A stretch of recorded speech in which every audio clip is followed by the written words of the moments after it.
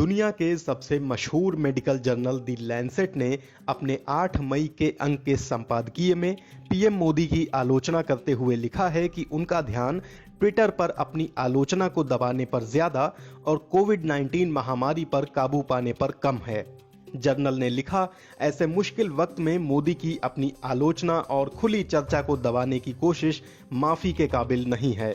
Report में कहा गया है कि institute of health matrix and evaluation के अनुमान के मुताबिक भारत में 1 अगस्त तक कोरोना महामारी से होने वाली मौतों की संख्या 10 लाख तक पहुंच सकती है। लैंसेट के मुताबिक कोरोना के खिलाफ शुरुआती सफलता के बाद से सरकार की टास्क फोर्स अप्रैल तक एक बार भी नहीं मिली है। जर्नल के मुताबिक इस फैसले का नतीजा हमारे सामने है। अब महामारी बढ़ रही है और भारत को नए सिरे से कदम उठाने होंगे।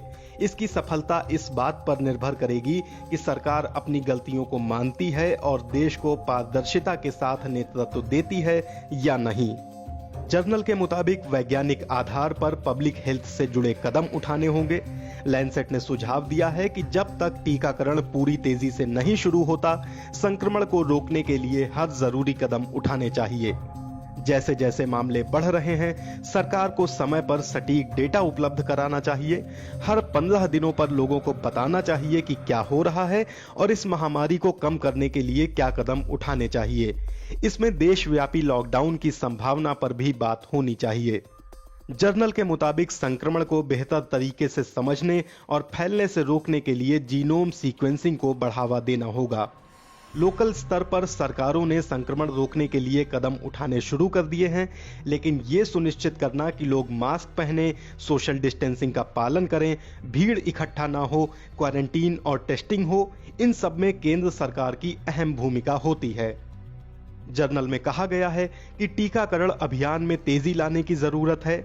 अभी सामने 2 बड़ी चुनौतियां हैं, वैक्सीन की सप्लाई को बढ़ाना और इसके लिए डिस्ट्रीब्यूशन सेंटर बनाना जो गरीब और ग्रामीण इलाके के लोगों तक पहुंचे, क्योंकि ये देश की 65% आबादी है और इन तक स्वास्थ्य सेवाएं नहीं पहुंचती। सरकार को लोकल और प्राइमरी स्वास्थ्य केंद्रों के साथ मिलकर काम करना चाहिए। जर्नल में भारत के अस्पतालों की मौजूदा स्थिति और स्वास्थ्य मंत्री के उस बयान का भी जिक्र है जिसमें उन्होंने कहा था कि भारत महामारी के अंत की ओर बढ़ रहा है। जर्नल के मुताबिक कुछ महीनों तक मामलों में कमी आने के बाद सरकार ने दिखाने की कोशिश की कि भारत ने कोविड को हरा दिया है। सरकार ने दूसरी लहर के खतरों और नए स्ट्रेन से जुड़ी चेतावनियों को नजरअंदाज किया। संपादकीय के अनुसार चेतावनी के बावजूद सरकार ने धार्मिक आयोजन होने दिए जिनमें लाखों लोग जुटे। इसके अलावा चुनावी रैलियां भी हुईं। जर्नल में सरकार के टीकाकरण अभियान की भी आलोचना की गई। लैंसेट ने लिखा, केंद्र के स्तर पर टीकाकरण अभियान भी फेल हो गया। केंद्र सरकार ने टीकाकरण को बढ़ाने और 18 साल से ज्यादा उम्र के सभी लोगों को टीका देने के बारे में राज्यों से सलाह नहीं ली और अचानक पॉलिसी बदल दी। इससे सप्लाई में कमी हुई और अव्यवस्था फैली। जर्नल के मुताबिक महामारी से लड़ने के लिए केरल और ओडिशा जैसे राज्य बेहतर तैयार थे। वो ज्यादा ऑक्सीजन का उत्पादन करके दूसरे राज्यों की भी मदद कर रहे हैं। वहीं महाराष्ट्र और उत्तर प्रदेश कोरोना की दूसरी लहर के लिए तैयार नहीं थे और इन्हें ऑक्सीजन, अस्पतालों में बेड और दूसरी जरूरी मेडिकल सुविधाओं, यहां तक कि दाह संस्कार के लिए जगह की कमी से जूझना पड़ा। लैंसेट में लिखा गया है कि कुछ राज्यों ने बेड और ऑक्सीजन की डिमांड कर रहे लोगों के खिलाफ देश की सुरक्षा से जुड़े कानूनों का इस्तेमाल किया। लैंसेट की इस रिपोर्ट का हवाला देकर विपक्ष ने सरकार पर सवाल उठाए हैं। कांग्रेस के नेता और पूर्व वित्त मंत्री पी चिदंबरम ने ट्विटर पर लिखा, लैंसेट के संपादकीय के बाद अगर सरकार में शर्म है तो उन्हें देश से माफी मांगनी चाहिए। उन्होंने स्वास्थ्य मंत्री हर्षवर्धन के इस्तीफे की भी मांग की।